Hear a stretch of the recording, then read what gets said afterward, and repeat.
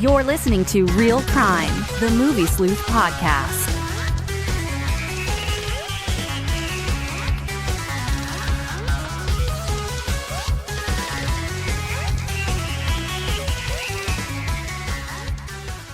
What's up, folks? Hello. Hello. How we doing? Good. It's going. It's going. It's been a while since we've had Michelle and Andrew here. Yeah. And I haven't seen Liam in God knows how long. That's Where true. have you guys been? What have you been doing? Nothing. Nothing? Wait, you can't answer for them.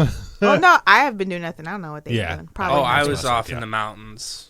Yeah? I was doing my routine. You know, I got to go kill a live bear before I do the show. That's why I'm not on here a lot. 'Cause Okay. it takes a lot. To kill a bear. It takes just to get back, and I have to bring the whole bear carcass back. It's just a whole routine. It's unbearable. It's unbearable. Oh. That's right. I've been eating a lot of broccoli and drinking a lot of beer And a lot of pulled pork. and a lot of pulled pork. We did. We drank and ate a lot of pulled pork. And was there really broccoli? What's that? Was there seriously broccoli? No, there was no broccoli. No, But there that's was just pulled what I pork. was doing with my spare time. The pork. The pulled pork. It is the pork. It is the pork. All right. Sorry about that. Okay. So this is episode Something. 120. Wow, 120? dang. Yeah, 120. Wow. We've actually done 121 though, Yeah. because we did the unofficial episode. Oh, but we didn't really count the stuff at Motor City either. Oh, yeah, So yeah. we've actually done a lot more than 120. But first things first, I'm going to jump into our sponsors. Unfortunately, one of them died. So yeah, Sellerman's is no more. Rest in peace, Sellerman's. Yeah, they're closing this weekend, I believe. This will be their last weekend open. So kind of sad. Pour I one shed a out few for the tears. homies. Yep, Yeah. one for my homies. Not on my floor, though. Oh yeah, no. And then, of course, the Flint Institute of Arts and also projectorscreen.com. So make sure you check all those wonderful people out. Yeah. You're also quiet tonight. Sorry. Yeah.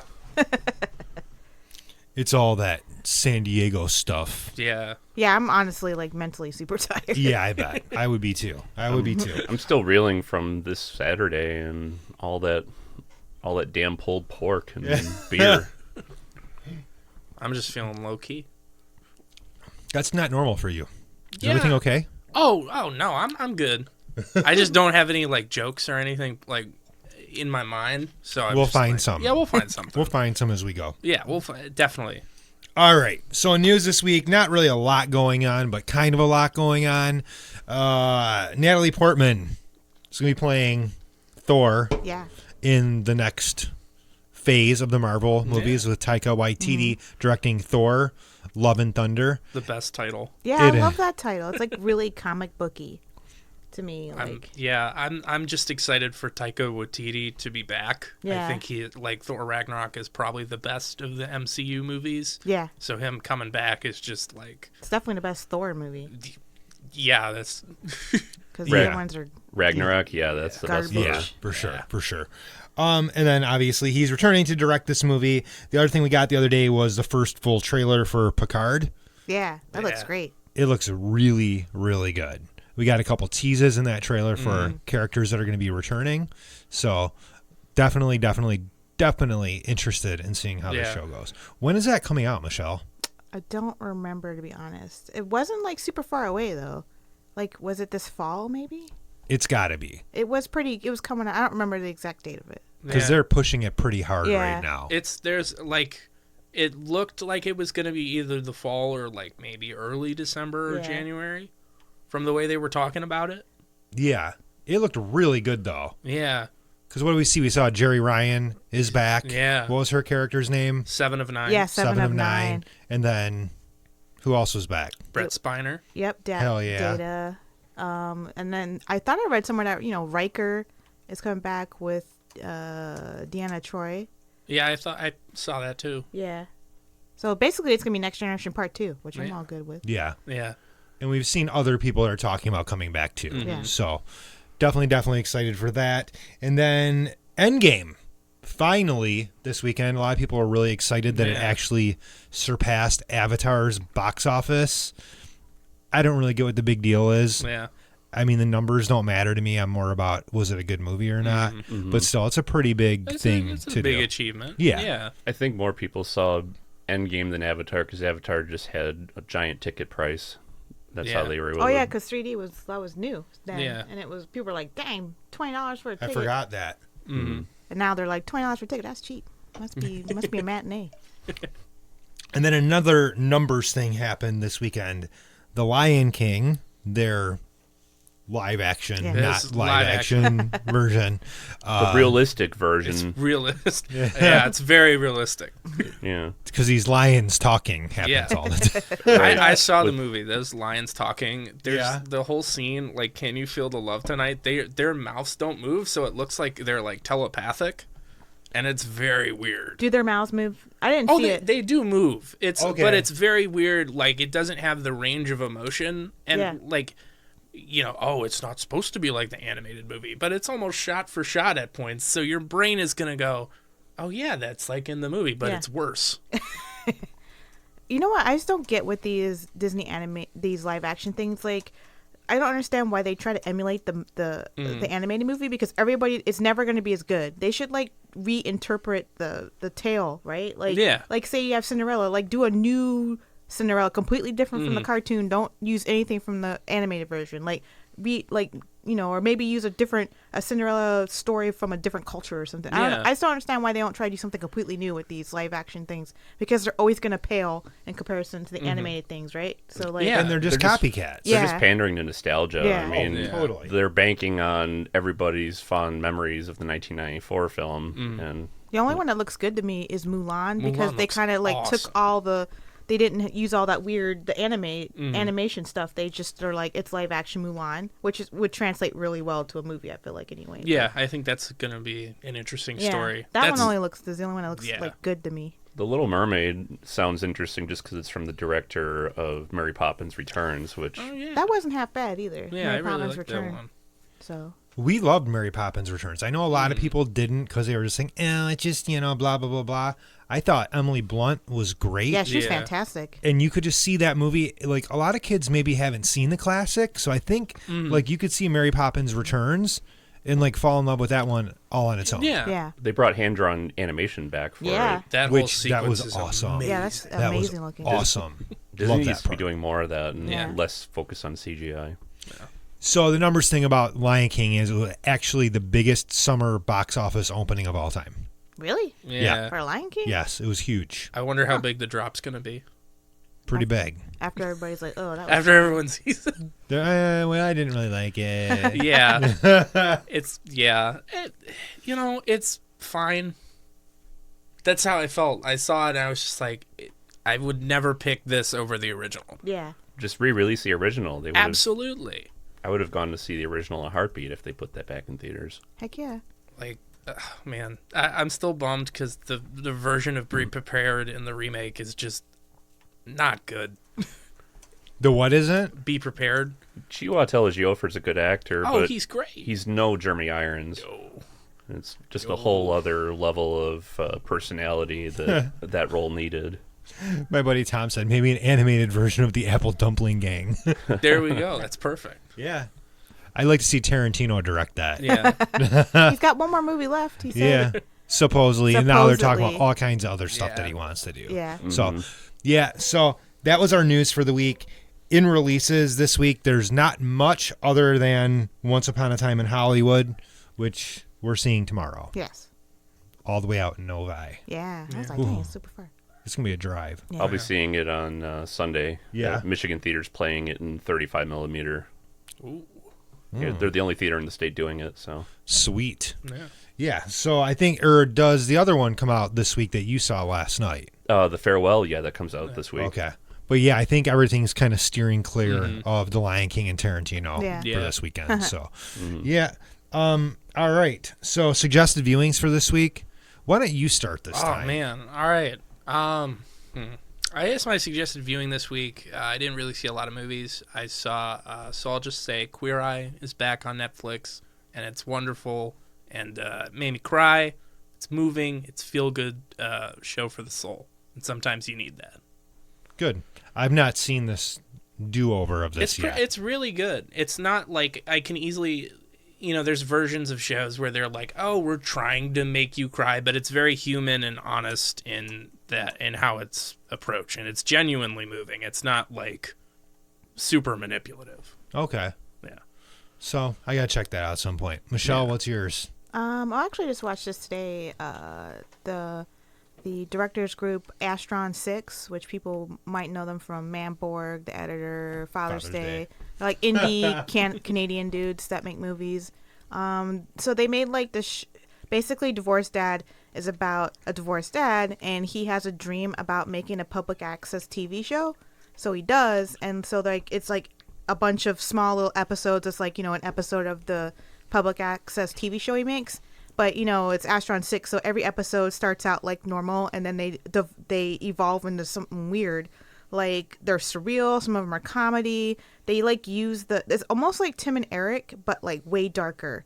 Like one episode turns into like existential horror where it just like, I don't know how to describe it, but they like play with the conventions of like public access TV and how like tape looks, and like there's one part where like at the end of a show they'll like pause everybody and then put the credits over top of them. Well, like he realizes he's paused and he's like pulling his arms and his head out of the pause to like, and then like awesome. and then it pulls him into the real world, and there's like this crazy like Lovecraftian thing going on with that, and like every episode basically turns into some crazy shit, like.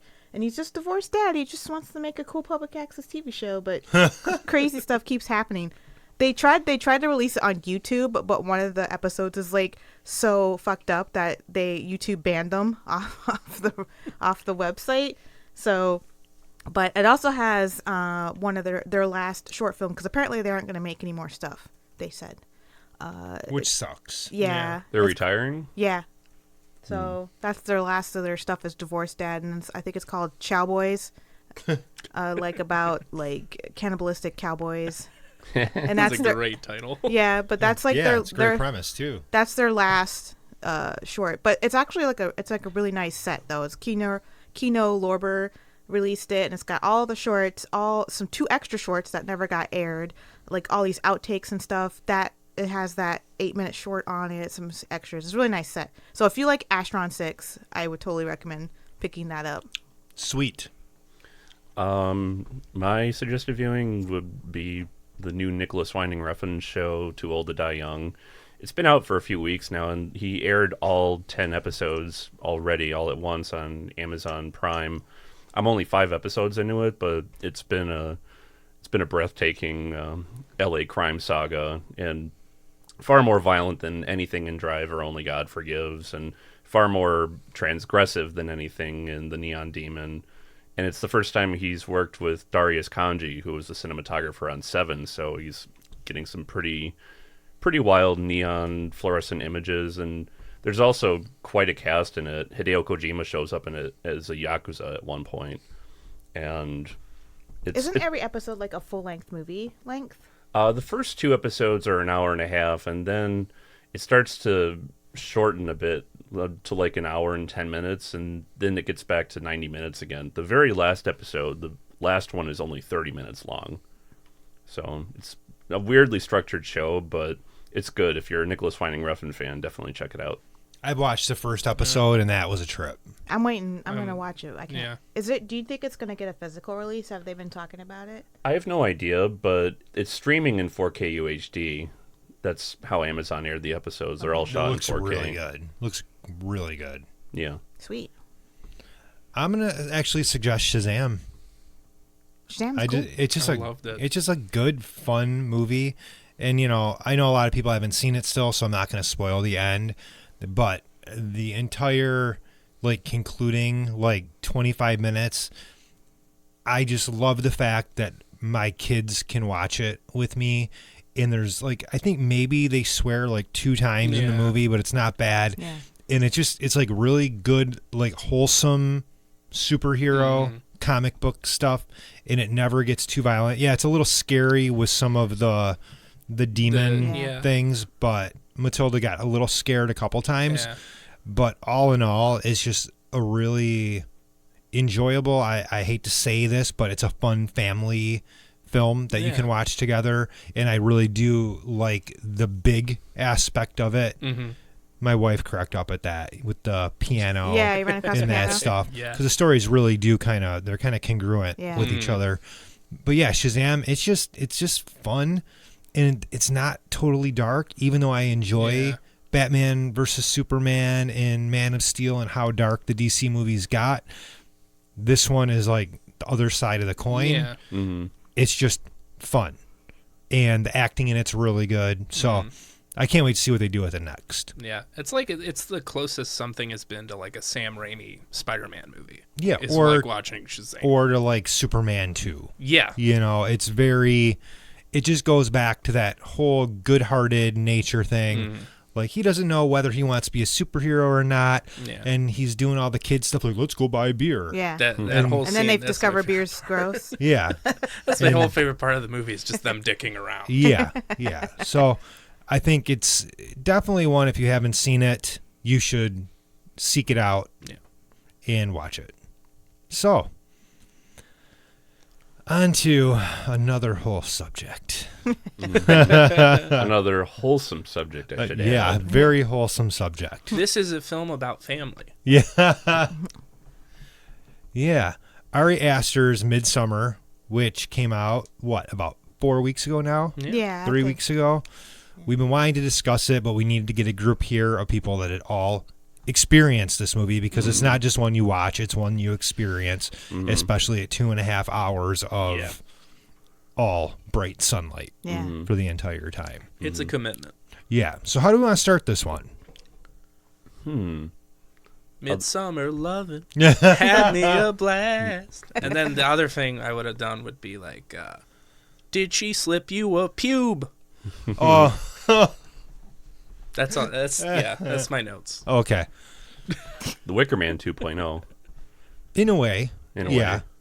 Well, I would like to discuss that Okay. aspect. I'll start it off this way, because I feel like this film gets compared to Wicker Man, but it's only like Wicker Man in the shallowest sense of like aesthetics and the fact that it's just in the folk horror genre, which all those movies share, obviously, like traits, But I feel like people compare it to Wicker Man in a way where, like, another movie that they do this with a lot is You Were Never Really Here.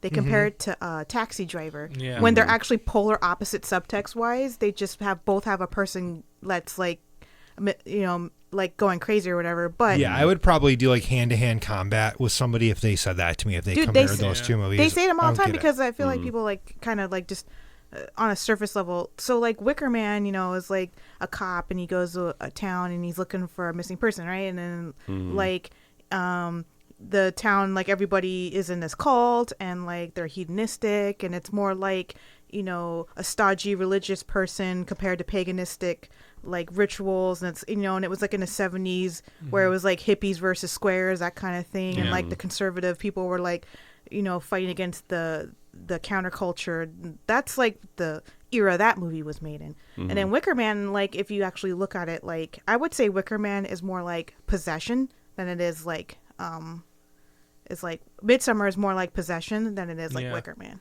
It's more about a relationship that's disintegrating, and it has a dressing over the top. And in Possession, there's a demon movie going on, a monster movie that's Movie's a like trip too. yeah. So there's like all this like trappings of like demonic activities and monsters and Satanist type stuff, but it's about a relationship that's disintegrating.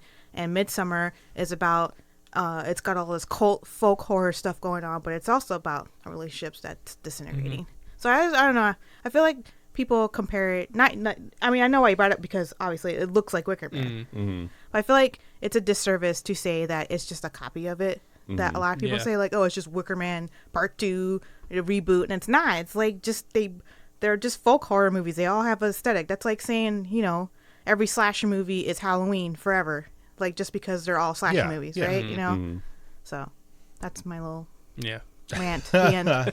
We were talking about the running time of the movie. There's an even longer cut coming out. Yeah. It's me 3 hours. 3 hours, and the original NC-17 cut of the film, because the film that they released in theaters really does push the boundaries of the R rating pretty hard. Like I mean, as there's far as like it male can go. frontal nudity in it. I thought that was NC-17. Not anymore. It isn't. Oh. If it like it can't be erect, it has to be like a semi chub. Oh, you That's could- actually the thing. Do you think there's like something like measures how erect the penis is? Like, no, They- that's too hard. Too hard. That's actually like that's Soften actually that up they a bit. literally talked about that. Like I think there was some interview that Ari Aster did where he was talking about how they had to like resubmit it because of that guy's dick. Was like so like there's it can only be soft. It can't be like How? yeah right. I have two questions. And Sure, Any go of you, for any it. three of you can answer this. Sure. Well, Michelle can't because she's never had an erection. yeah Number don't one. know me. Oh yeah, that's okay. yeah. Hey, don't assume. All of a sudden, never mind. I'm just not going to start. Yeah. How would you get an erection in front of that many people? Why would you want to get an erection in front of that many people? And third, again, how could you get an erection? Oh, for in front of sure. that Isn't many there such people? a thing as nervous boners? There's totally nervous. Don't boners. isn't Really? there a thing I where thought like don't guys get boners and they're like and they're in school and they're like, oh no, I gotta go up to the chalkboard and then you need to get a Yeah. nervous I boner. thought they drugged him, didn't they? Yeah, I thought the drugs In were real life? causing the. Yeah, no, that's not true. Because near the end, the whole the screen is starting to wobble Oh, yeah. and move about and No, almost what like I'm organic. saying is like doing a full frontal nude scene, Yeah. like that, like it can't be erect at all. Maybe he's just into it. But that's but he didn't have a boner in the movie, That's true. or they cut out the boner. Right. Maybe Yeah, maybe, he cut there's- it out. maybe there's gonna be extra boner in this new edition. That's what it is. It's just Well, 30 because if it Pasolini was- style. It's just 30 minutes of his just boner. raw, like hard zoom. I mean, because if he was erect during that scene, I'd be like, dude, there's something wrong with you. Yeah. That's a little weird. Or he's you just know? method. Yeah, maybe. You had mentioned the comparison to Possession. I can definitely see that with Florence. How do you pronounce her name? Pugh. Florence Pugh's acting goes from starts out histrionic and just continues to go past 11 for the entire duration of the movie, and until she achieves transcendence. Yeah. It's not really Yeah. clear when she's giving that smirk at the end what plane of reality and consciousness she's at. Or maybe it's like either she's either just so anybody listening, if you've not seen Midsommar, we're doing Yeah. spoilers. Yeah. Just Yeah. Avoid this podcast. avoid this podcast Yeah. until you've seen it. But I always felt like the end, like, yeah, you could read it either as she's happy because she finally feels accepted, or she's like her mind broke, right at the Yeah. end, like she's just like crazy now. Like, I go with choice number one because I think the entire movie, that's what she's seeking. She's never been accepted. I mean, from the beginning of the movie with the sister committing suicide and killing the parents, along with herself, this girl has been put through the ringer. She wants to be accepted by her boyfriend's friends, Yeah. but she isn't because they're Yeah. like, this chick's crazy. right. Yeah. Yeah. There's something else going on up there with Yeah. her. Whether it's bad or good, I don't know. But they were never accepting of her. And through the entire movie, they treat her like she's the redheaded stepchild. Like, Yeah. we want nothing to do with you. And finally, she finds these people that are on the same level as her. Yeah, wavelength. Yeah. Or wavelengths, even though they're batshit crazy. For sure. Yeah. But I think that was what I walked away from. Like, oh, she finally feels like, okay, they might be a little nuts, but you know what? I'm the queen. They may be nuts, but they're not that guy. Right. Yeah. I think a lot of people, like I've had this conversation with people online about the character of Christian, and how the movie. So like I feel like Christian, like the point of his character is that he's lazy and entitled. So like we get that he wants to break up with her, and obviously let's just get this out there. You shouldn't have to stay in a relationship with somebody. Absolutely. It's 100% your prerogative if you want to date somebody or not. But if you don't want to date them, then you need to break up with them, But he wants everything done for him. Like, Yes. like it's also indicative later in the film when he kind of gloms off that other guy's. What he's gonna do is what's it called? The thesis. The thesis. He's like, oh yeah, we'll just share it. So like everything in his life, he just pawns off and pushes on the other people to do for him because he's lazy and entitled. And I feel like a lot of people are like, well, he didn't deserve to die at the end. But, like, you got to think of it like this movie, like, thematically and, like, within the confines and the universe of the movie. Like, in real life, do I think some guy should be, like, burned to death in a bear suit for not wanting to date a girl? No, that's, like, ridiculous. But within the confines of this movie, it's, like, cathartic to see him finally, like, have to feel what she felt. Because the entire film, she has all this internal turmoil that she's not allowed to express because anytime she does, people admonish her for it, right? And at the end of the film, he's unable to speak, he's unable to move, and he's burning to death and unable to express the pain of burning to death. So he was basically put into the same situation that she's been in the entire movie, like, but it's like, you know, a metaphor for that, like being like in incredible amounts of pain, but being unable to express said pain to other people, right? Yeah. So that's why he finally like experienced what she's been experiencing the entire film. So like if you look at it in like that kind of light, as in like, you know, it's like poetic justice, you know. Like, is it mean? Yeah, it's a fucking horror movie. Of course it's mean. Yeah. Like, we're not here to be like nice, you know. See, like with him, I didn't feel like he deserved what he got. Like, I felt like, yeah, he's kind of a jackass and kind of immature and like latching on to everybody else's stuff, like with the thesis. Now the other ones, like all those dick bags, Yeah. like I felt like, yeah, like you peed on that sacred tree, dude.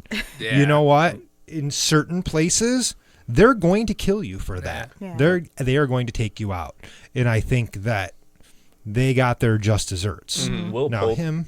I was going to say Will Poulter, God, after seeing him in Detroit as the main antagonistic cop in that film, he's destined to play an asshole in every film. Yeah. And he plays probably the least likable character in Midsommar, the one that I was the happiest to see go down. Yeah, we were calling him Vape Guy. He's carved a niche as like the most punchable face in the world. Yeah. Yeah. Well, he seems like a lovely guy out of character, though.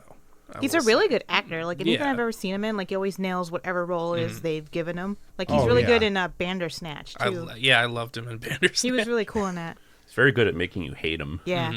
Well, and the funny thing is that he was initially going to play Pennywise in that would've It. Yeah, that would have been And good. he bailed. That would have been great. Yeah. He bailed because he didn't want to get typecast. And I'm like, dude, Like you he kind of already are. is. Well, Yeah. dude, Yeah. yeah. You kind of are already. Yeah. But yeah, there's a lot of subcontext going on in this movie. A lot of stuff about religion, a lot of stuff about culture, and a lot of stuff about how we Americans, not all of us, behave when we are in It's other It's places. a lot of Americans. Yeah. To compare and contrast it to Hereditary, it's got many of the same very brutal shocks with the very elongated reaction shots of the other characters. But in contrast, Hereditary is a very dimly lit film, and this is as bright as a sun lamp for most of the picture. entire thing. Yeah, it's like Yeah. overexposed almost. Yeah. Like, I feel like both of his films have been about grief and how you handle grief. I don't know if that's something I think it's just going to end up being a motif in his work, or maybe he's getting something out of the system. I know he was going through a breakup when he made Midsommar, and actually he changed what Midsommar was about. Like, it was like originally like a slasher film, like a Scandinavian. Yeah, thing. and then, so I think he's working through some shit. Oh, for sure. I mean, as a guy who's, I've experienced that kind of grief, you watch both Hereditary and Midsommar, and they're both films about grief, but they're also about like the death of relationships. Yes. With Hereditary, it's the family dynamic. It's this family that's just trapped in this horrible, horrible situation, and they can't even like communicate. That's how powerful their grief is. And that transfers into Midsommar, which uses like the folk horror thing as kind of like the sheen outside of a movie about a really, really toxic and terrible relationship. Both movies deal with, not to cut you off, movies deal with transcendence as well. In the last act, the main character transcends not where they want to be, but to a higher plane of existence and consciousness at the very, very end of the picture for both of the main characters. But anyway, continue. Well, I think that's true. I think they do find, like, you talked about, like, transcendence. It is kind of like self-actualization, but it's a fucked up self-actualization. Right. Like one of them is, I'm going to become a fucking ancient demon king. And the other is, I'm the May Queen of this beautiful Swedish thing. But she finds a family. And that, that's an interesting aspect of that, of his story. And I would love to know more about him just watching these two movies. It's just interesting. I've never really considered, like you said, transcendence in both movies. I've never really considered transcendence in a negative connotation, but it is. It's a negative transcendence in Hereditary. I've never really thought of that. Like, for some reason, I always think of transcendence as like a positive thing, or like maybe it's terrible movie with a Johnny religious Depp. thing. That too. Oh my god, that movie is really bad. But like even you could say that to compare something completely unrelated, Martyrs deals with that on some level. That's true. That's a negative transcendence. Wow. I don't know why it's blowing my mind right now, but I just always thought of it as like a good thing. But I guess yeah, that's interesting. Yeah. But what do you guys think? So the look of Midsommar, like, I don't know. Like, it feels so. I feel like there's a lot of dread in this movie. Yeah. And the whole time, like, even when nothing bad's going on, it just feels like something's off, and it's probably because the lighting is unnatural. Yeah, it's intentionally overexposed. Yeah. Which, noticing just from a cinematography point, it's framed very oppressively. You have these really bright colors, but there's these long, like, kind of detached shots. Like, you're detaching from reality in the same way that Danny is. So you have these moments like the scene on the cliff where like it's like framed and it looks so real. Like I shudder thinking it's like you're actually there. You're there. What Ari Aster has done, especially with the cinematography, is most horror movies don't have that like kind of powerful stomach churning effect on me. I go, oh, that's a movie. This, I'm like, oh, fuck. Oh, God, what the fuck is wrong with this dude? Holy shit, his leg just like split in two. I mean, it takes a lot of balls to do horror in the light because, I mean, for one, effects look better in the dark, right? Because you can hide things. You can hide things, but he's like your makeup and your special effects gotta be on point if you're gonna have smash cuts, the close-ups of gore in broad daylight. Like that's ballsy move. And I feel like also, like you said, like the lighting being overexposed, and also just. It's like unsettling to you because usually when you watch a horror movie, it's dark and you're like, and everybody's got that innate fear of the dark. I feel like on a deep down level, but in the light, that's where you're supposed to be safe. Nothing bad happens in the light, quote unquote. Yeah, it's a place of comfort. Yeah, so he's taking a place of comfort and making it uncomfortable, and it's just like double whammy, I guess, of like that feeling. Well, it works with the culture shock of the movie. You have these American and the English college students coming to this place where they don't really know, and you would assume, oh, it's bright and shiny, it's safe, and it gradually kind of unravels that this place is super dangerous and that they should get out of there. Art plays a big role in both movies as well, whether it's the miniatures that Toni Collette is crafting that become more and more grotesque as the film progresses, and the very first image we see in Midsommar is this tapestry of the sunlight and the pagan cult, and later in the film the camera's passing by these paintings that contain indescribable obscenities and things like genital mutilation and a number of obscene images, but both of those movies connect art in a way that progresses the grotesquerie of the story. Well, so when we were talking about the cinematography, even some of the scenes, like at the very end when they're just like focusing on her face and she has all the flowers around her, it looks like a painting. Yeah. It literally does. It has that visual feel and the texture of a painting, all these super bright colors that you're focused on, and her face like dead center. But another thing the movie in that realm reminded me of a lot was Annihilation. Yes. Yeah, that a was lot of the movement one. of the flowers and that kind of stuff. I was like, oh man, he's taking a lot of visual cues from Annihilation here, which is good. I like when people do stuff like that. The whole third act of it reminded me a lot of how I felt watching the end of Annihilation, where it's that same like overwhelming kind of thing. Because I rewatched Annihilation just for fun. And it even has like kind of a similar edit way. And like if you watch Midsommar, it's cut very like normal, and then it kind of gets more and more experimental with the images, and like the pictures start blurring together, and you can't quite tell what's going on. And I really love that escalation. Like Ari Aster and the people who make this movie really use the whole like craft and form. They don't just have shit popping out at you. They like use sounds or like rhythm or just moments or linger on something too long, or like it's so tightly crafted that you kind of like go, oh yeah, there's artistry in horror. He's very good at like, and you kind of touched on this too, he's very good at hiding things in the background that are actually very, very important to what's going on in the story. When I rewatched Hereditary, I noticed like all this crazy stuff. Like the third time I watched it, I was like, dude, like I noticed like little lights like on things that made stuff happen, and like, you know, I noticed there were cult members like in pretty much every scene where there were other people and like all this stuff. And then Midsommar, all the paintings in the background and tapestries, like a lot of them actually are foreshadowing for things that happen later. When they first get there, those people that are dancing around, they're like, oh, what's that dance called? Skin the Fool. What he says. And then they skin the fool. Yep. And then there's that tapestry they pan over where it has the girl putting her pubes in her period blood in the food. And then later, and you know what's funny is they never really like say it out loud, really.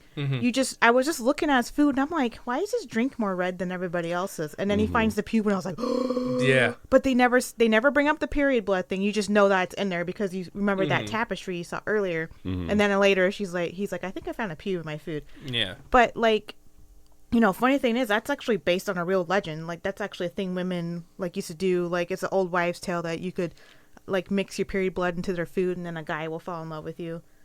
So it wasn't like he just made that up either. I was like, man, that's like, I didn't, you know, I've never seen it really used in a movie, but that's how my parents met. This is semi-autobiographical for me.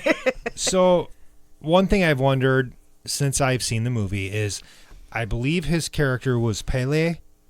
He was the one that was from the village, correct? Yeah. That brought them there. On purpose, yeah. On purpose. Do you think that he was focused on her? Do you think he knew?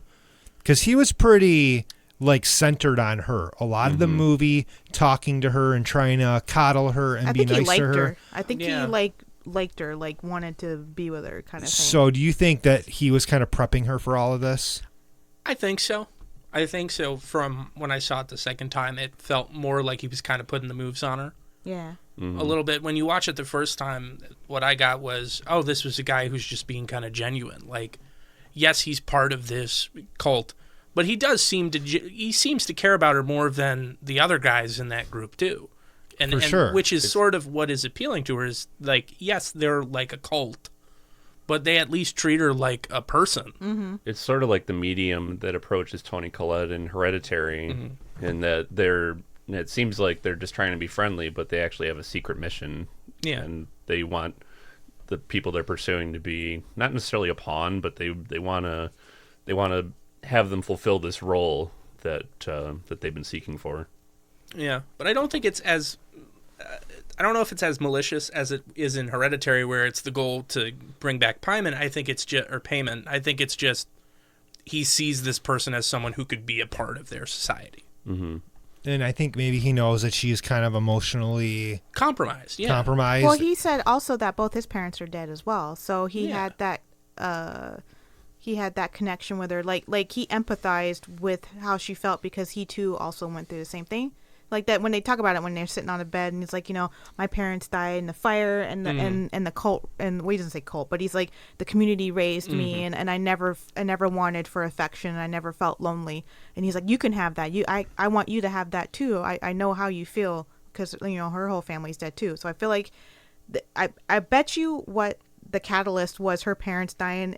And once he found that out, I bet that's when he was like, and like was like, maybe I'll bring her to my cult so that we can make her the queen or whatever, the May Queen. And I think he liked her. I think he wanted to date her.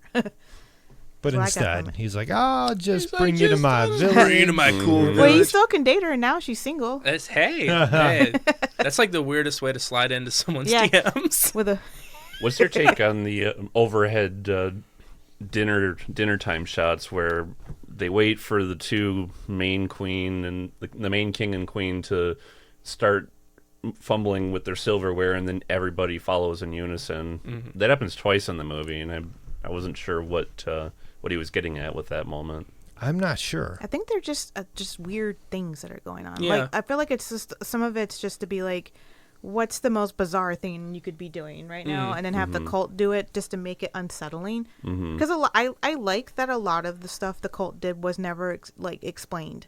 There was never, some of it was, but a lot of it was just left to be mysterious. Yeah. I mean, and that what's funny about that is that it's what we always say about horror movies. Like, the things they don't show you are the things that are the most horrific. The things that exist in the dark or in the closet or in the corner are the things that you should really be scared of. And here, it's like, oh, the sun's shining on you, and we're doing it all right here for you to see it. We'll be a little mysterious about it, but there's still tons of crazy-ass stuff going on all the time. There's a scene in there near the end that actually topped some of the imagery in Hellraiser and Event Horizon, where this guy is hung with his arms out and his lungs are coming out of his back, and you can see them inhaling and exhaling. Yeah. He was like a butterfly. Yeah. With his lungs for wings. Yeah. I thought, like, it just blows my mind that Ari Aster, these are like his 2 movies. This like, is his second movie. His second movie is better than some people's like 80th movie. Like better than some people's entire filmography. Yeah. He's such a technical director. Like, just every shot has a meaning. The way he does cuts, the edits have meaning. Like every single aspect of his films is so, like, what's the word I'm looking for? Like with a purpose. You know, It's motivated. He has a motivation behind everything, and his movies are richer when you rewatch them. Yeah. Like the third time I watched Hereditary, I saw more stuff I didn't notice. It's like if you watch some of his old shorts, actually, that he did, I think the the thesis Johnsons. film. Yeah. That's I can't believe that's his thesis. That's amazing. Yeah. Like it's an incredible short film. Yeah. Like it's on YouTube if anyone Yeah. wants to watch. If you want to see where he started playing around with what his, like, you know, his tropes and stuff, that his style. if you want to feel really bad. Yes, it's also fucked it up. might actually be more extreme than his 2 features. Yeah. Well, probably because there's nobody rating it. Yeah. You Yeah. know, If get you away with have a whatever you depression want. playlist, play all of Ari Aster's movies, and And you'll be messed up after. you'll be fine. There was an interview with Ari Aster when Hereditary came out, and the first thing that the reporter asked him was, "You okay, buddy?" And he was just smiling. That's how I felt after seeing Midsommar. I'm like, who hurt you, man? But he doesn't seem like that depressed whenever you watch Yeah. him in interviews. He's very animated Yeah. and, like, I mean, not to say that I guess depression doesn't have a look to it, but he just doesn't come off like as a Lars von Trier, you know, Yeah. like "Meh," you know, like how he is. Like he's very, I feel like he's just working through some stuff via movies. Yeah. That picture of him smiling, he's got a sweater and tie, and he's got a cup of tea. He's got this, like, delighted look on his face. It's like, yeah, I'm so chipper and happy. I'm the guy who made Hereditary.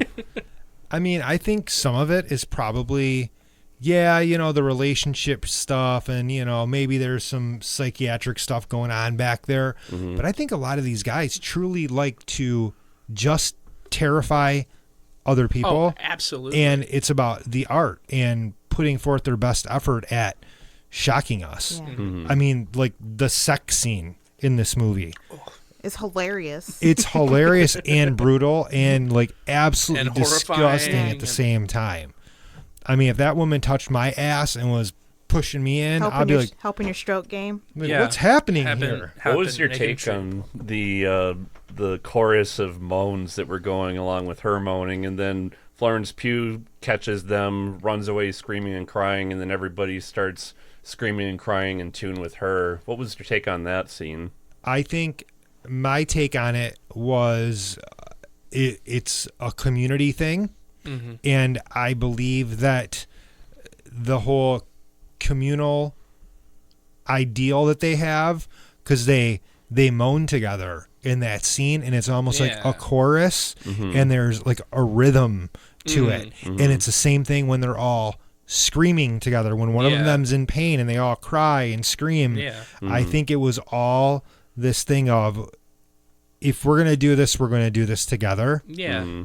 And it's really, I mean, it's kind of sick and twisted. Yeah. But it also kind of shines light on like, wow, maybe our culture is kind of screwed up because we don't like really support each other enough. And these people are like backing each other up no matter what. Yeah, for this group of people who, they're united. I took it as they were sympathetic for Danny. I mean, they set it up. They knew it was going to go down, but they probably didn't want to like really upset her, but they knew that this had to happen so that she could really become the May Queen. Right. So that was kind of where I took it. And same with the scene where they're all waiting for them for dinner. They just worship these people. They don't have like an individual identity. They just live and die for the May Queen. And like I said, it's all part of their gang. They're a gang, and they will do whatever they can to support the gang. Let's talk about the face smashing. Oh, dude. Yeah. Really quick.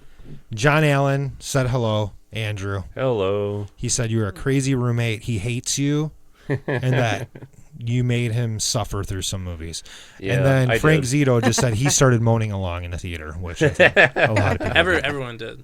Yeah. That's I true. think Everyone at did. my screening just couldn't stop moaning. Even after the movie, usher, like, huh. Yeah, the usher grabbed my ass. It was really weird. It was a really weird experience. That's that 40. That's the 40 That was the 4DX. 4D experience. It turns out I didn't even see the movie. I just showed up to see it. Tagline, feel all the feels. Feel all the feels. It's the It's an interactive show. The interactive Ari Aster experience. What were you going to say, What, they Andrew? I'm just sorry. took your family? With smashing faces like pumpkins. Despite all my rage, I'm still just a bear in a cage. Yeah, when they smashed that first head, like that was one of those, oh my God moments. Yeah. Especially because the camera doesn't cut away. Well, I thought, interestingly, before that, so, they drop a little hint, like, I think they said what happens after 71 or 74. I can't remember what age he said, and he was like, like but he doesn't really say they die, but he just makes the, motion.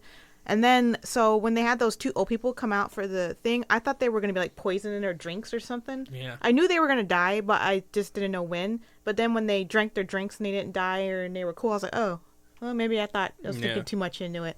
And then the cliff, I was like, oh, nope, never mind. That's what happens. But so I guess you guys probably remember my controversial take that it's a comedy. I don't think A it's dark comedy? I don't think it's controversial. Ari Aster said it was a comedy. Yeah. He said it was a comedy, but I also the frustration reading that argument is, yeah, it's a horror movie, but it can also be a dark comedy. Yeah, it could be two things. Film isn't like, you can't limit something like this, which is nearly 3 hours of things to interpret. Horror fans saying that this isn't a comedy, but the Texas Chainsaw Massacre 2 is a comedy. Yeah. Texas Chainsaw Massacre 2 is a comedy. Mm-hmm. This can be a comedy too. Yeah. Mm-hmm.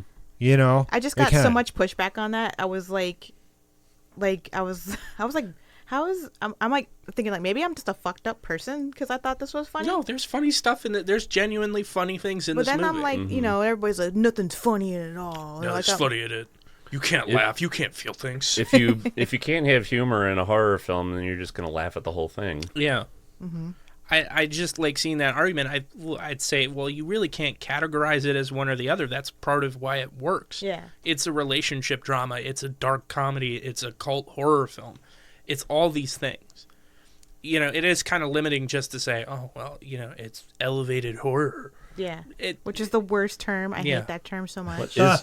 What is elevated horror? It's just a nice A24 horror movies. Yeah, basically. it's just a nice way to jerk yourself off while Yeah. like being able to admit you liked a horror movie. It is. Like some critics like think it's beneath them to like horror movies. And then so like Hereditary comes out and all these other movies and they're like, oh, it's elevated horror. Like, have you not seen any horror movie Horror's previous to back. like last year?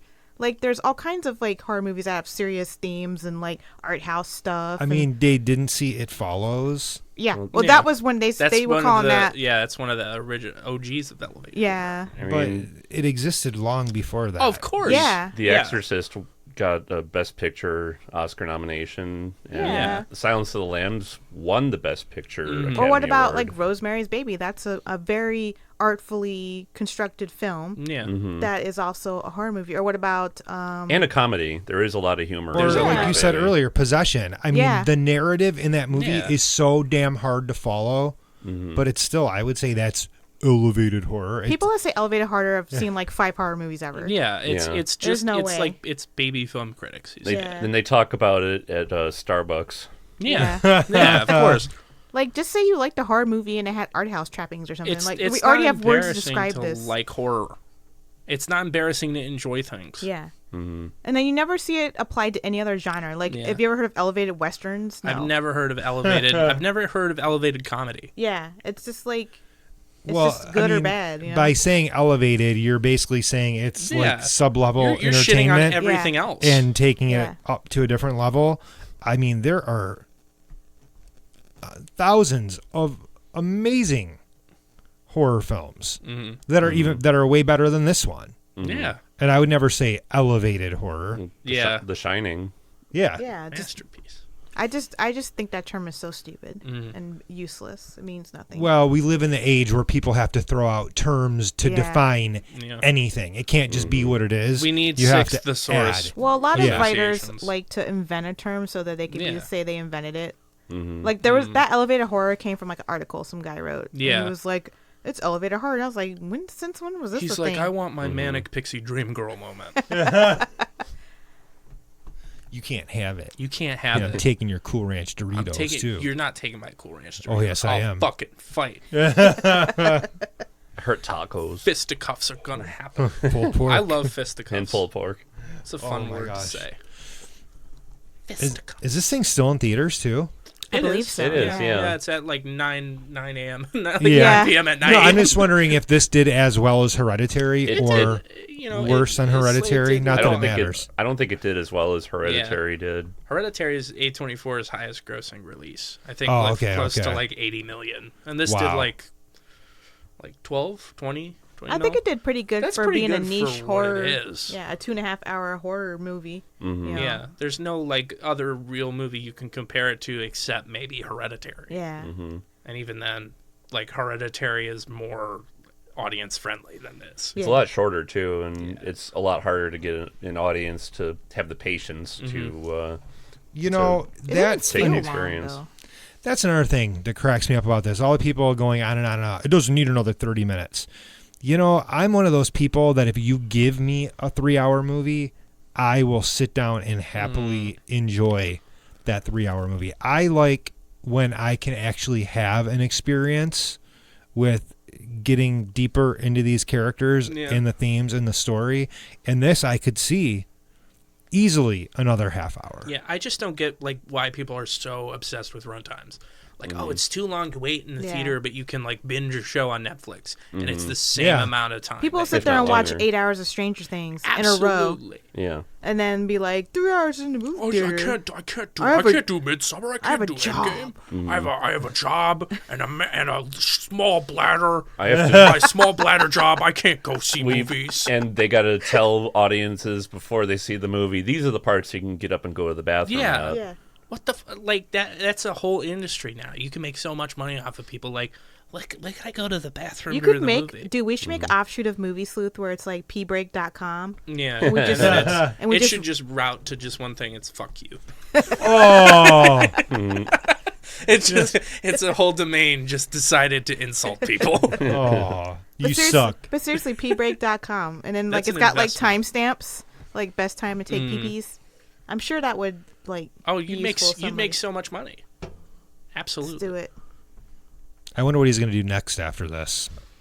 Well, he is doing the longer cut of the film, and I was going to ask about this. Did you guys feel the ending started to jump around a bit? Because I felt that's where some of the 30 minutes were cut. Was Yeah, in the last it felt act. that as someone who's edited films, it did feel like that was the moment where I was like, wait, okay, that was kind of a weird cut, but it wasn't like a terrible thing. It was just like, Oh yeah, they probably cut something that was It's like probably just because it killed was the momentum That's where all the intense stuff is. Maybe a lot of those cuts were for the for rating, purpose. They're motivated too To keep the to keep the R rating. tension Yeah. going too. Yeah. to hide the chub too.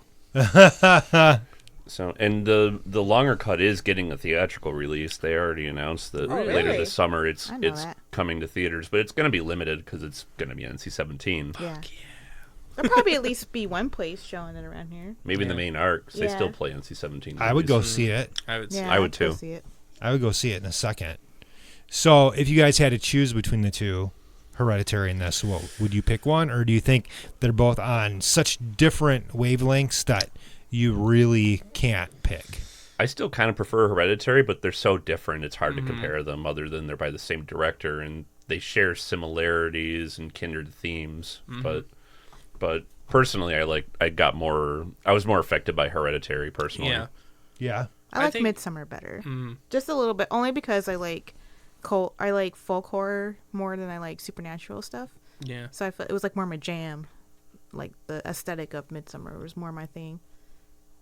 You know, I'm torn. I really like both of them, but for very different reasons. Mm-hmm. I think Hereditary is a fine horror movie, but it's also a really profound tale of grief. It like if you cut out the horror elements, you still have a really compelling movie. What I like about Midsommar is that it is like a folk fairy tale. It's like an adult fairy tale about like a really toxic relationship. I have to see Midsommar again before I finalize my whole thing on it. Both films are really transgressive, but Hereditary is a lot more frightening, mostly because of how it uses light and shadow. And not to say that you can't make a frightening film in broad daylight, but between the two of them, I found Hereditary more frightening. Also, Hereditary has a really great sound mix. Like some of the best Yeah, soundtracking yeah. I've heard in a movie, like the clicks throughout it Yeah. are just Or the Like, bass, I watched the it bass at my loops. boyfriend's house because he hadn't seen it, and he has like a really good surround sound system. And I have a sound bar, which is garbage. oh man, it sounds It's like so one good. step up from like TV speakers, but his surround sound, I was Gotta like, get dude, that 5.1. it was like amazing on his surround sound. Like you said, the clicks would like come from behind you. Yeah, and, like, it's everywhere. It's Yeah. attacking. When I saw that in the theater, that was the thing that really stood out with me and my dad. It was just coming from every Yeah. like different speaker. It bounces, and a lot of movies just do kind of like the one or two speaker thing. But it was using that like The full- The setup, full sound the field. full sound field to add to the unease. I think that's what really watching Midsommar and Hereditary. I just love that he uses like the entire tools of the craft. I love that because some people it's just like shit pops out at you. And and it's so that's- easy to just... It's Yeah. really easy. With this, it's just like building and playing with your expectations and I mean, ratcheting he your does like to discomfort. he uses like smash cuts Yeah. instead of like jump scares. Which I do like though, and I also like you say, he doesn't really do jump scares. He just like shows you. He just pulls the rug out from under you. It's like a jump scare, but like not like boo. It's more like situation's really fucked up, and I thought something else was going on. And Yeah. now this is happening, and like what's happening? It's like he just like basically. It's almost like you're going down a hill in the car, and all of a sudden your brakes fail. And then you swerve. Yeah. And you're just like, whoa. Like the cliff thing, you're like, oh, yeah, maybe the old people. And then they're like jumping off the thing. And then the other person that like jumps off, but they don't die. And you're like, oh, God, it's so horrible. And then like you just Yeah. smash in their face with a big mallet. And you're just like, what the fuck's happening? Like, Yeah. you are the characters at that Well, moment. he Yeah. kind of lets the scene play out. Yeah. A lot of people are just let's like do it for the maximum amount of thing. Right. He uses it to just kind of like mess with you and really like play with your expectations. I think Which that he lets is it unfold in real time is Yeah. what gives it its impact, because it's so easy to do a jump scare, but the most effective scenes in both movies are drawn out. Just long like takes where it fills up a whole frame, and it's like I will never unsee the shot of the decapitated girl in Hereditary, where it's like maybe like a 10-second scene. Not but it's- even. yeah. It's burned in there because he just lets you like sit with it. Even the shot of the brother in the bedroom, where it's literally just a kid in bed and the camera's pulling out, and you just hear stuff, and that's more effective than some That people do in the rest of the decapitation scene in Hereditary, that is one of the craziest shots in years, probably. Yeah. Yeah. And nobody expected to see that. Yeah. So when it happened, like It's thud. It's Yeah. perfectly executed because not only does he decapitate her, he then like doesn't show her head, and then goes through a whole big long thing of like him sitting there for a minute going, oh shit, he's in shock, him driving home, him getting out of the car, him going to bed, him lying in the bed, all him sleeping, him hearing his mom discovering the head and crying, and then the head. Like he did, like There's a build. A lesser director would have smash cut to that head right after it happened. Yeah. But he's smart and he let it build lets up. You linger and feel every moment of it. When I first saw that movie, I had to walk out just to go, oh fuck, okay, it's a movie. Yeah. Like just to get my bearings again. Like this guy's movies just have a powerful effect on me. And it also happened during Midsommar. Yeah. Where I just had to go like, I need a minute. Had to excuse yourself from it was onslaught. when it was with the mallet that kind of I was like, ugh. Well, it's also interesting that it kind of subverts like the trope of foreigners. This is like used a lot in horror movies. Like a really good example of it is Cannibal Holocaust, right? Like the idea of Americans like colonizers or whatever coming into another country and being brutalized because like A, you're not supposed to be there anyway, and B, trying to like interfere with like the local populace, Yeah. So then you have like these Americans and they're invited to the country and they're trying to be really respectful, all of them except for, Vape Boy pretty much. But they're kind of trying to be respectful of their culture, even to the point where like obviously fucked up stuff's going on. So like two old people just dove off a cliff and they smashed their heads with hammers, and they're like, "Oh, this is their culture," and continuously more fucked up stuff keeps happening, and they're still trying to be like respectful, which is kind of like a subversion. That's very comedic too. Yeah, like it's like a subversion of like the shitty American coming in and they're getting their just desserts for meddling in a culture that they're not a part of. And this one, they were invited, and the culture is kind of meddling with them. Yeah, and they're like trying to be like, "Oh no, it's just their thing they do, guys. They just murder their old people. It's just how it is." Yeah. I like if people don't think that's hilarious. Like I just love the whole dynamic because I can totally see like if Danny and Christian were real people, they would have the argument about if Midsommar was a dark comedy or not. Yeah. I really think that would happen. Well, there's like even the part where Vape Boy pisses on the sacred tree, and just like the way that cult dude's face is, like the whole verse, he's just fucking staring him down every time. It's just I don't know why it's so funny to me. What, dude? Like, that guy, Will Poulter. It's sacred. Will Poulter is like he needs to do more comedy because he's fucking hilarious in this movie. He's like the worst kind of American and like person, and he was just cracking me up. Like even like his reaction, like the girl was like taking him away. He was like, oh, like just that. It was just his face. Like he so could even dumb. fathom that, like perhaps maybe he was getting punished for something he did. Like that's how like little he cared about anything. He was a great dipshit. Yeah. Yeah, and he always does. Primo American dipshit right there. So what did you guys think of like the drug imagery, which I thought was really interesting? I've never taken hallucinogenics because I have like really bad anxiety. So I feel like I would have a bad trip if I ever took them. But I spoke with people, I won't name who they were, but they have taken hallucinogenics, and they said that it was absolutely spot on, like when you're on shrooms or acid. Like the visuals at the end with the breathing flowers and like the way stuff would like shift and move. And yeah, the whole screen seems to be moving almost like it's organically alive. Yeah. The last scene. I know it was done with CG, but but scene. I would agree with those people. But it was just like a really cool touch, but it wasn't like overdone. A couple times I would agree with those people. I agree with those people. Summer of no. You were eyeballing me hard on that. Like, You were like, do you know something? I was like, I've never done hallucinogens. One time I imagined that there was a dolphin in my dad's pool.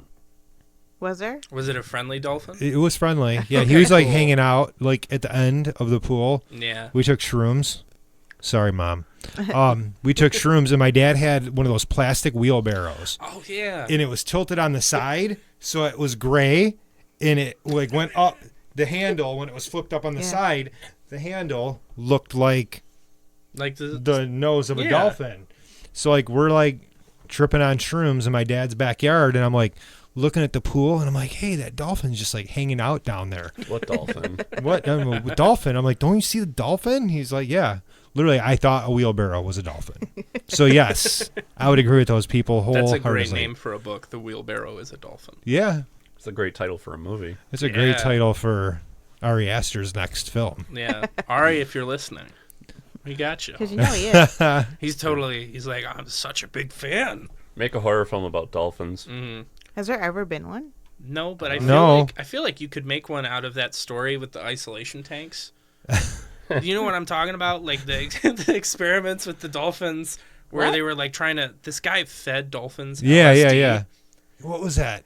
It was like a NASA thing. He was like this guy who like believed in like the healing benefits of LSD, so he would give them LSD, but also to sick dolphins. Just to dolphins, just straight up dolphins. He had like a tank, but also there was also the dolphins would get really horny and really angry, and so this woman jerked off the dolphins. So here's the horror movie pitch. Okay. It's a dolphin who's a spited lover. He's mad because he can't be with this woman because he's a dolphin and she's a woman. Mm-hmm. And he goes after a human lover. It's not And quite he's on Flipper LSD. And quite he's tripping The on Incredible LSD, Mr. so Limpet. he's seeing crazy shit. He sees a wheelbarrow that looks like a human. It just Ari, if really- you're listening, It's a Yeah. live the action wheelbarrow is movie, a dolphin. and he turns into a cartoon dolphin. Oh, for sure. This Yeah, sounds like that'd a be cool. Panos Cosmatos movie. Mandy 2. Get Nicolas Cage to be the dolphin. Mandy Fuck too. yeah. The Dolphin. wheelbarrow is a dolphin. Dolphin Boogaloo. Dolphin Boogaloo. Fuck We're yeah. terrible people. Dolphin we have awful Lundgren. ideas for movies. I That's think why we they'll don't buy- write them, we just critique them. They can buy my pitch. You just watch these movies. I'll say We don't Kevin Smith make might them. buy him. He made Tusk. That's true. I get a percentage of this though. I get at least a cut. Oh, for sure. The dolphin is a wheelbarrow. Dolphin is wheelbarrow. Fuck And actually, yeah. it should be like a flip-flop name. The dolphin is a Wheelbarrow is the wheelbarrow. The wheelbarrow is a dolphin. That's the sequel. The wheelbarrow is the dolphin is the sequel. You gotta build a franchise. It's all about franchise. interconnective. It's all about interconnective. It's all about creating a universe. It's all about a cinematic That's going to be universe. phase 1. Phase one. The dolphin is It's gonna be the wheelbarrow reboot of the franchise. Dark Universe. Tom Cruise and the cast of The Mummy are in this movie about Tom the Cruise angry plays the dolphin. Yes, He just runs the entire its time. body. It's those Maybe- thetans in his body. I think everybody's left the podcast now. No, Maybe we actually, should- there's people watching Like this more still. people have come in, like Dolphin Yeah. Lover 69. Somebody's giving us logged mushrooms in. on here and the everything. dolphin guy's Yeah. like, I really like this idea. I'm a big producer and I specialize in movies about dolphins. Okay, so I think I kind of prefer this one to Hereditary Really? myself. Just something about it. Mm-hmm. I felt more connected to this one, and it freaked me the hell out. Yeah, Like when we walked out, I was like, "What did we just watch? Yeah. yeah. My life is It's, ending." it's kind of funny because we went to the press screening and everybody was like kind of chilling until like the old people cliff part and everybody was like, "Wow!" I think somebody left. Oh, I'm sure they did. I think somebody walked out. That happened at my show too at 10 a.m. Like people were. I always enjoy movies that I'm watching where people walk out in a huff. Like I'm like, yeah, get out, weakling. Yeah. Get out, you you're weak cow. and your you seed is gutless weak. cow. Press Your screenings. bloodline is weak. Press screenings for people that are there to just see a free movie and they don't know what they're Yeah. getting themselves into. It's always great hearing That's them the react. funniest thing. That is actually my favorite thing. Like the best screening I ever went to was Sausage Party, and just watching all the old people see that food orgy. That was glorious. That gave me 10 years in my life. My favorite screening to date was when we saw the Neon Demon and everybody started getting really noisy when she's reaching for the eyeball that she just puked up. Like, and the same thing at the end of it, everyone was like, what the fuck was that? My two favorite walkout screenings are when I saw A Ghost Story, and you know when she eats that pie for like so she's like minute 3 into eating the pie, and somebody just was like, "How long is she going to eat this fucking pie?" Like he just said it like in his normal tone of voice, and he left. Like he got up and left. And then the other one was when we saw Love. Oh, the Gaspar Noé film. Yeah, and then there's a In Love, like spoiler, but there's like this, it's like 3D, and there's this part where like the camera's like a POV of a guy jerking off and like coming into the camera, but it's like in 3D. And like, remember those frat boys that were like super offended? Yeah. I'm pretty sure they left too. Yeah. Right after the jerk off to your face. They scene. weren't And offended. They were going home to do They that were like, together. Right? They were like, "Come on, bros, we gotta go do this. We But gotta how- go shoot some loads." But how many times do you get to have like 3D jizz in your face in a movie? Like they should have been thankful That's like true. for this experience. I That's think what your- you say. I think your boyfriend said, "Oh no," when that scene happened. Yeah. I think we were just started dating too, so he wasn't used to watching weird stuff yet. So, but now he's all like, we went and saw The House of Jack Belt, and he didn't even blink an eye when we watched that. So he's been hardened. He's been strengthened. Thank you, Dave. We appreciate you here. Thank you for your service. Yeah, you're foreign to us dating. Now That's he's like, whatever. arguably a rougher movie than the one we're talking about tonight. Yeah. House of Jack built. I know you had a tough time with that one. I had a really hard time with that movie. Actually, at some point, we need to do something on disturbing films again, because that one would be or just Lars von Trier's filmography. Yeah. That could be 2 podcasts right there. All right, are we done talking about this thing yet? I think so. I think so. We got into dolphins. I feel like we've used up all the information. Talk about It's okay. Dolphin Lundgren. Dolphin. That's you can play the Oh my dolphin. gosh, the career. Oh my! That's an we can Oscar revitalize right his there. career completely. That's right there. He just has to get a tail. Sling It'll be Blade, fine. Little Mermaid. Sling Blade, Little Mermaid. They could Done. use, dude. They Sling could use, Blade, Little Mermaid. they can use the technology for cats, but just like put human faces on fucking dolphins. Can we talk about cats? Because that was the most horrifying. We can talk about the trailer I've Cats seen. trailer for 5 minutes because Okay. this will be kind of funny. It's okay. Andrew's. That's what it was like. It was the worst thing I've ever seen. I dropped my computer in terror when I saw that. That was scarier than anything. like literally, I've seen how it a hard lot. is I thought it to the make Sonic trailer was bad. cat outfits? Oh my Oh yeah. They could have It's- just made cat outfits like I don't understand why they made They monstrosities. made practical sets. So how hard is it just to get the thing from the stage show? That's like no one was like, man, you know what Cats needs? You know what? Funnily, somebody did a Photoshop where they made the cats. Made them look Face, more the Sonic feline. face. They made them look more like cats, and it actually looked a lot Yeah. better. Like the human face pasted in the middle, Yeah, especially like Judi deep Dench. fake fucking cat shit going on. It's like Or- what? Who's that actress that's in Pain and Gain? Oh, Rebel Wilson. Yeah. Oh, she was frightening too. Yeah. Everybody was. Did you see the one where they replaced every face with Mike Tyson? I did not. I would. They did the see- trailer, but every cat was Mike Tyson. Yeah, but now it's not called Cats. It's called Cath. It's Kath. Kath. I think that's what they called it. Actually, now Kath. more I think about Cath it. the musical. I'll send it to you because it's funny. Sorry, I'm not picking on speech impediments. We're- Other than Just Mike Tyson. Tyson. Just other than his. Yeah. One Other cat's than gonna him. bite the other cat's ear off. Okay. Why? Why do we need this? Yeah. Evander Catfield. Vander Catfield. Well, they could have just made it with people in like cat outfits, Yeah. and then it would have been cool. We don't need a You Cats mean movie. like the Broadway show? Like they're like people in like cat outfits. Like That's that the looks show. cool. How do you go from the King's Speech to Cats? Very Oh easily. yeah, you do Les You Miserables. do- You do Les Mis with Russell Crowe. that was actually good though. Like I enjoyed that movie. It needed Russell more. Crowe It needed can more sing. CG cats. Yeah. Like Cats. Yeah, it's like it was just building. Like all the Les Mis Anne is Hathaway kind of, with a shaved head. she was I liked her in Les Mis. She was fine. Dream a Dream, that makes everybody cry. It's a beautiful piece of music. She did a good job with it. I'm gonna drink 3 beers and then go see Cats when it comes out. I am so ready to be. I think Cats will be the one Terrified. that we do our Mystery Science Theater video to. Gosh, please. Yeah. I would love to be there for Cats. It's someone threw the Us music, the I Got 5 on It version from that movie, Or Cats. and it worked so well that I would love to see like a horror movie of that. It is a horror movie. Tom Hooper stumbled onto a great horror movie about CGI furries, but he was just trying to make a musical for a family. All right, I'm done. Are you Yeah. all done? Yes. All right. Meow. This is Claws are sponsored by out, honey. Purina. All right, we'll be back next week with 121. Not sure what it's going to be yet. Thanks for watching. Thanks for commenting. Bye. Bye. Visit us at www.themoviesleuth.com and find The Movie Sleuth on Facebook, YouTube, Twitter, and iTunes.